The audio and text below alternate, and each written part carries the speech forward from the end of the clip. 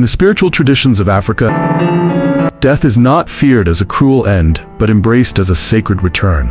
A homecoming to the ancestors, to the spirit world, to the unseen realms where life continues in a different form. Across the continent, from the deserts of Egypt to the forests of the Congo, from the hills of Nigeria to the sacred mountains of southern Africa, African cosmologies have long taught that the soul does not die. It journeys, it transforms, and it re-enters the sacred cycle of existence. Death in these traditions is not a descent into oblivion, but a rite of passage into deeper meaning and spiritual legacy. Unlike many Western religious frameworks that often center the afterlife on reward or punishment, heaven or hell, African spiritual systems present a far more intricate vision. They describe underworlds that are not just destinations but dimensions of accountability, memory, and eternal communion. These realms are not places of torment or celestial reward. They are sacred landscapes where the ancestors reside, where the soul is judged by the values it upheld in life, and where it either finds peace or awaits rebirth. These beliefs are not mythical relics of a distant past. They are living truths embedded in ritual, language, and daily practice. In African thought, the afterlife is also deeply relational. It binds the living to the dead, the seen to the unseen. Ancestors are not simply remembered, they are present. They advise through dreams, protect in rituals, and judge through cosmic law. Whether through the Egyptian weighing of the heart against the feather of Ma'at, the Congo's Kalunga Line that mirrors life and death, or the Igbo's resting place in the womb of Allah, African spiritual systems create an underworld that is profoundly moral, cosmological, and eternal. This video takes you deep into these sacred realms. We will uncover the mysteries of the Egyptian Duat, where the soul travels through gates and is judged by the gods. We will explore the Bakongo cosmogram, the Igbo underworld governed by the earth goddess, the Yoruba return to Orun, and the caves and mountains that shelter ancestral spirits in the south and east. These are not ghost stories. These are spiritual blueprints, maps of human dignity, responsibility, and return. Through this journey, we will discover that Africa's vision of the underworld is not about death, it is about the eternal life of the soul, the sacredness of the earth, and the moral wisdom of the ancestors.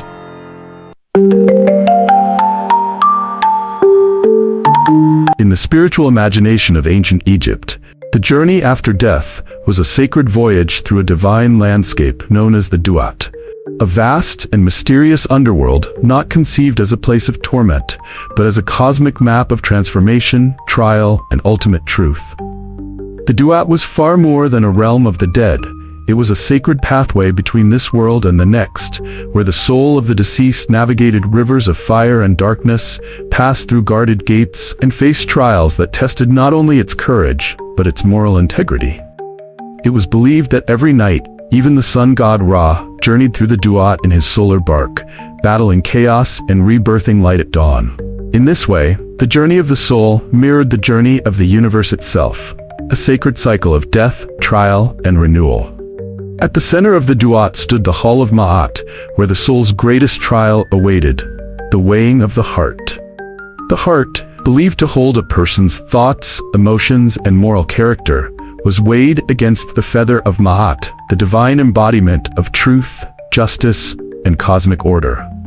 Presiding over this trial was Osiris, the lord of the underworld, the once murdered and resurrected god who ruled over the afterlife with benevolence and wisdom. Anubis, the jackal-headed god of modification and protector of the dead, carefully placed the heart on the scales, ensuring the ritual's purity. Thoth, the ibis-headed god of wisdom and divine scribes, recorded the outcome with sacred precision. If the heart was lighter than the feather, it signified a life lived in harmony with Ma'at, a life of truthfulness, compassion, justice, and right action.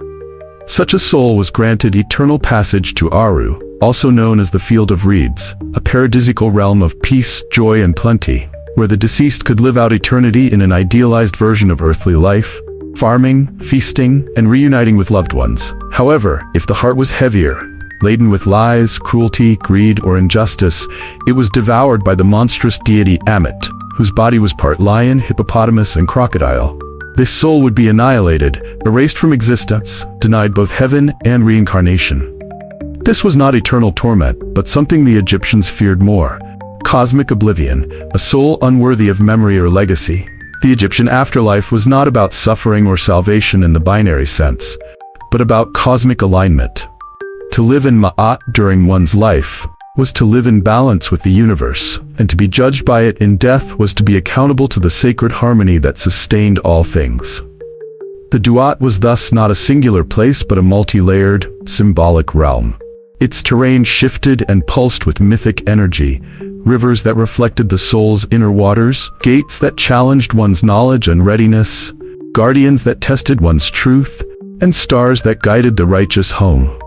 The Duat was filled with gods, spirits, beasts, and divine thresholds, each one a spiritual metaphor for inner purification and moral reckoning.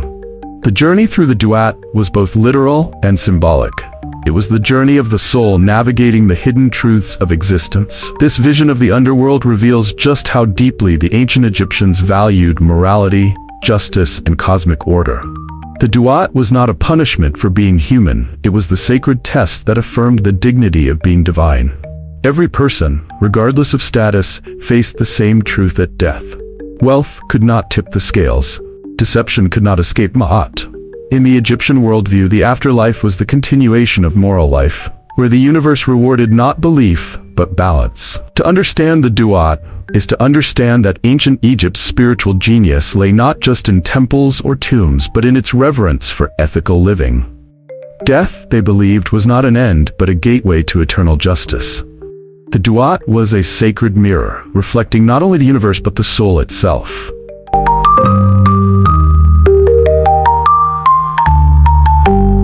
In the spiritual worldview of the Bakongo people of Central Africa, the boundary between life and death is not marked by finality, but by a sacred threshold known as the Kalunga Line. This invisible yet omnipresent boundary separates the world of the living from the realm of the dead, a mirror universe that reflects the living world in reverse. To the Bakongo, this line is not merely symbolic. It is a sacred cosmological axis, a spiritual crossing point where birth, death, rebirth, and ancestral communion are in continuous motion. Life and death do not oppose each other. They are cyclical, interdependent realities within the sacred continuum of existence. At the heart of this cosmology stands Nzambi Mpungu, the supreme god and creator who governs both realms. Nzambi is not distant or wrathful, but intimately present, working through both the material and spiritual planes. He is the origin of all that exists and the spiritual force that sustains it. Unlike Western depictions of a singular judgmental deity, Nzambi Mpungu allows the cycle of life and death to unfold through natural and divine law. He does not sever the bond between the living and the dead. Instead, he maintains the rhythm that allows souls to pass, return, and influence the world from beyond. The Bakongo believe that when a person dies, they do not cease to exist. They cross the Kalunga Line into the underwater realm, a sacred dimension of the ancestors. This realm is not a realm of shadows, but of spirit light, a reversed mirror of the physical world where everything familiar continues in spiritual form. Rivers, lakes, and oceans are seen as sacred portals to this world. Water becomes the fluid boundary where communication with ancestors is possible, especially through dreams and sacred rituals. The living can access the wisdom of the departed, receiving guidance, protection, or even rebuke. The dreams where ancestors appear are not mere figments, they are sacred encounters across the Kalunga Line. One of the most powerful symbols of this cosmology is the Congo cosmogram, also known as Dekenga dia Congo. This circular diagram is more than an artistic or mystical symbol, it is a sacred map of the universe and the soul's journey through it. The cosmogram consists of a circle with a central horizontal line, representing the Kalunga Line, that separates the upper world of the living from the lower world of the ancestors. It is divided into 4 points that correspond to dawn, birth, noon, maturity, sunset, death, and midnight, rebirth. Together, they form a spiritual compass, a sacred reflection of the cycle of human life. Each person's life is seen as a journey around this cosmogram. At dawn, a soul enters the world through birth. At noon, it reaches the height of power and wisdom. At sunset, it crosses the Kalunga Line through death. And at midnight, the soul rests in the ancestral realm, preparing to return again in a new form. This cycle reflects not only reincarnation but spiritual continuity. No soul is ever truly lost. Ancestors reincarnate through descendants, not randomly but purposefully, to fulfill unfinished destinies or to bring ancient wisdom back to the world. The Bakongo understanding of death and the afterlife reveals a profound spiritual ecology where nothing is wasted, no spirit is forgotten, and no realm is excluded. The dead do not haunt the living, they guide them. The Kalunga Line is not a wall but a bridge, and water is the sacred thread that binds these worlds together. Even daily practices, libations poured onto the earth, names given to children, and ritual dances performed by the river are sacred acknowledgments of this cosmology. In this worldview, death is not a tragedy, it is a sacred return to the source. The ancestors are not lost, they are near. And life is not a straight line, it is a sacred circle. The Kalunga Line is a reminder that the universe is not divided into life and death, but harmonized through both. It is a sacred rhythm, a divine breath, an eternal turning of the soul through light and water, memory and return.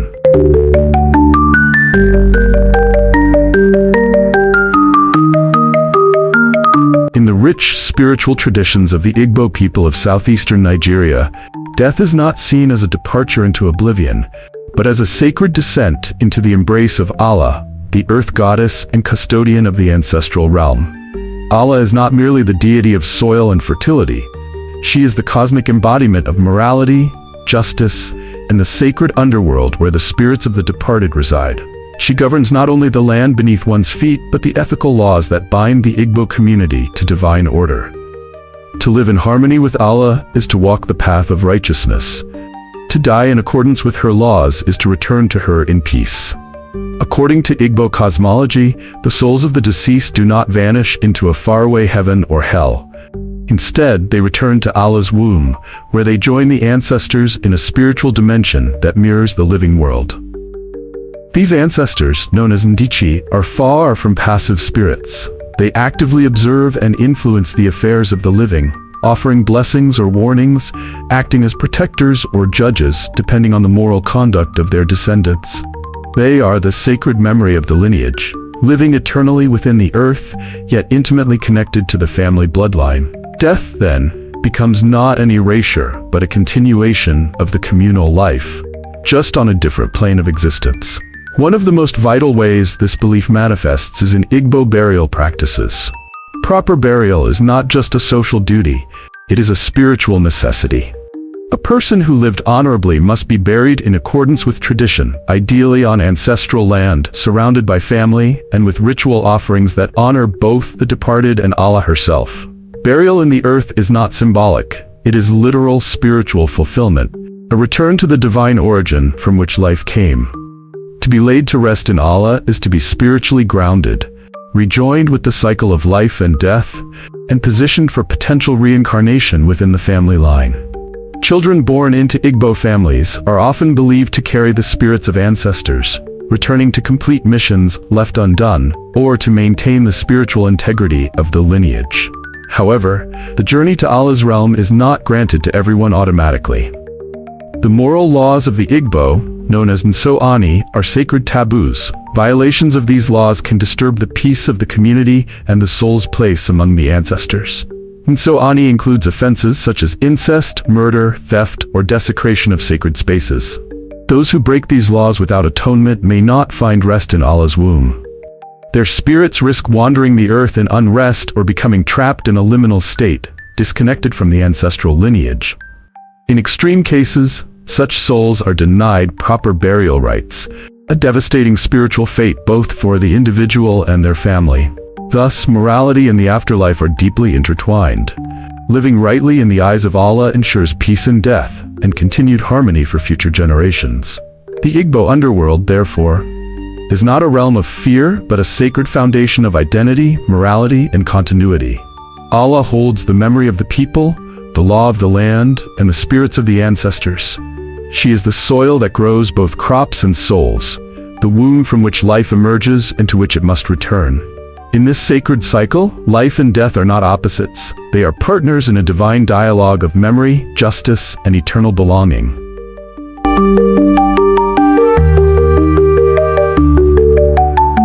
In Yoruba cosmology, the transition between life and death is not a severance, but a sacred return, a movement between Aye, the physical world, and Orun, the spiritual dimension where the divine and the ancestral reside.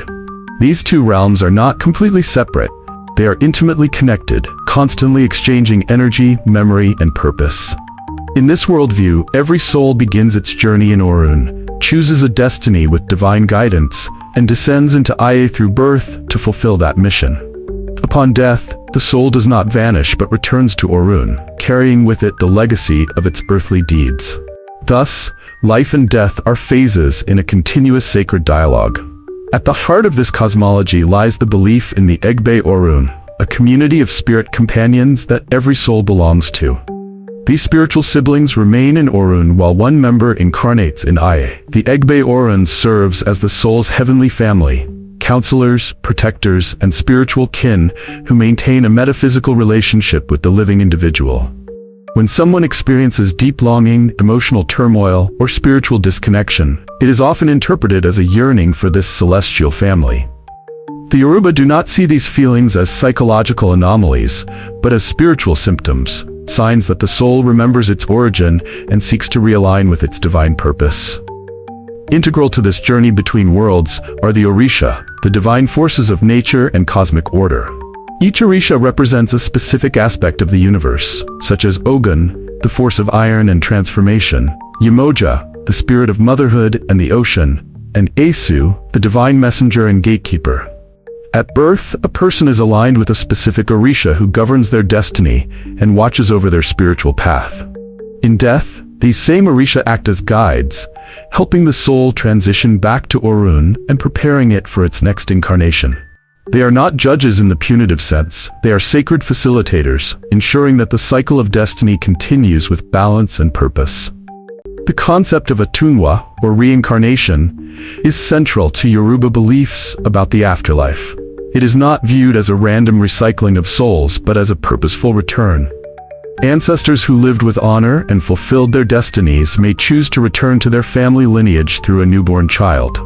Elders and spiritualists often recognize signs of such reincarnation through behavioral traits, birthmarks, dreams, or prophetic declarations.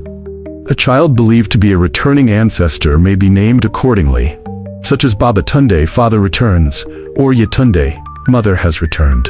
In this way, reincarnation is not only a spiritual truth, but a lived cultural reality, reaffirming the interconnectedness of lineage, legacy, and destiny.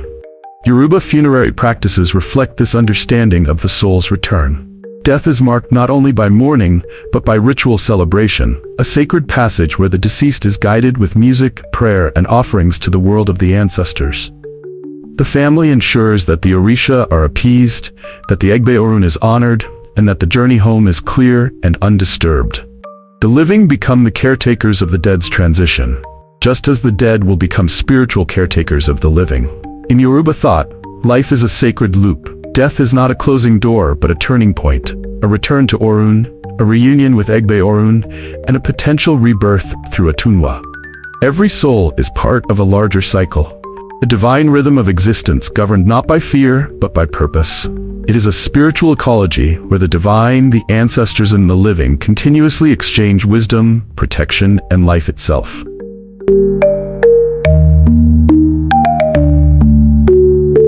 In the spiritual traditions of Southern and Eastern Africa, the afterlife is not imagined as a distant place detached from the living world, but rather as a deeply rooted presence woven into the natural landscape.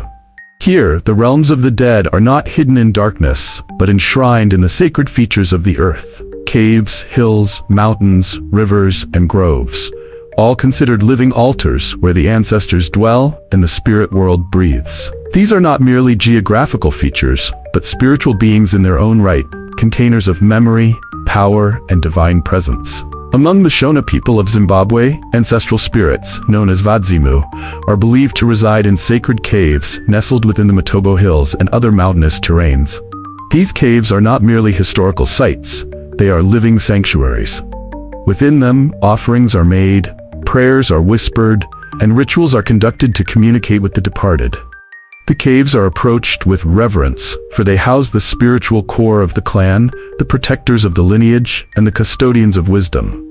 Before major events or during times of crisis, elders and spirit mediums, Svikiro, enter these caves to seek guidance, clarity, or approval from the ancestral spirits. In this tradition, the cave becomes more than stone. It is a spiritual womb connecting the temporal world to the eternal.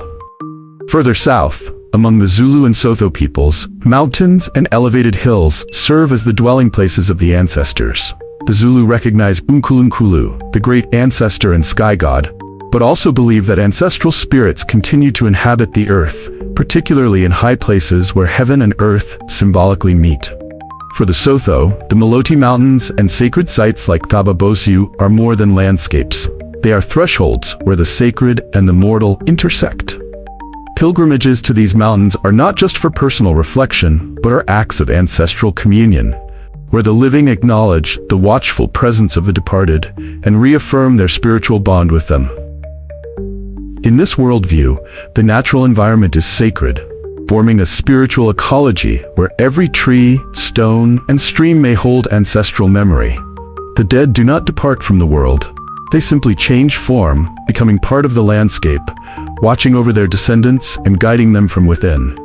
This understanding infuses daily life with ritual.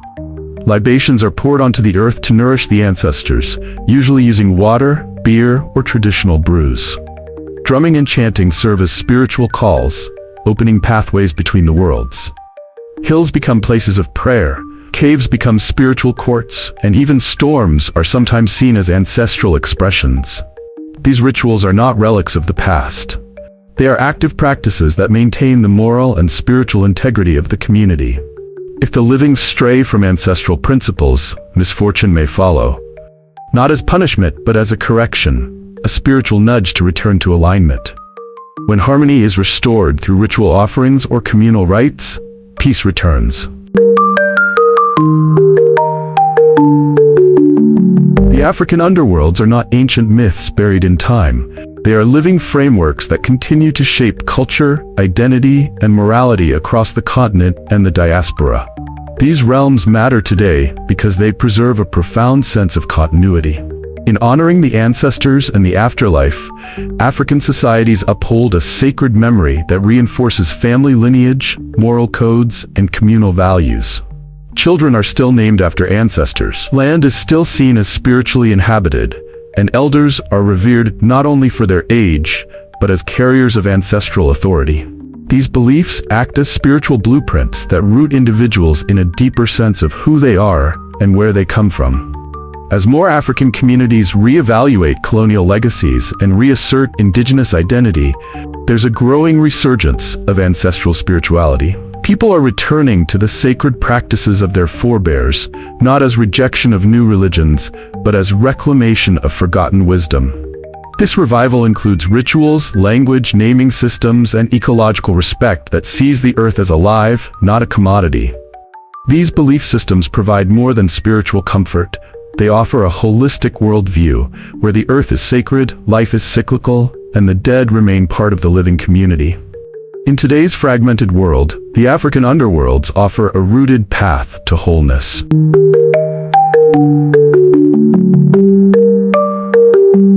The African underworlds are not the realms of darkness that colonial narratives once portrayed. They are sanctuaries of memory, moral reckoning, and spiritual connection. These sacred spaces are where the living meet the ancestors, where life continues in another form, and where souls are reminded of the eternal rhythm that governs all existence. From the waters of the Kalunga Line to the heights of sacred mountains, from the womb of Allah to the fields of Aru, these beliefs do not shroud death in fear. They illuminate it with reverence. They tell us that we are never alone, that our actions echo beyond the grave, and that the earth itself is sacred ground, woven with the presence of those who came before us. As you reflect on this journey through the underworlds of Africa, I speak a blessing over you. May your ancestors walk beside you. May they whisper wisdom into your heart and guide your steps with clarity. May your spirit know peace, and may your soul remember its divine origin. If this story moved you, taught you, or reminded you of something deeper, honor the sacred by taking action. Like this video, leave a comment, subscribe for more sacred knowledge, and most importantly, share this with someone whose ancestors are still watching.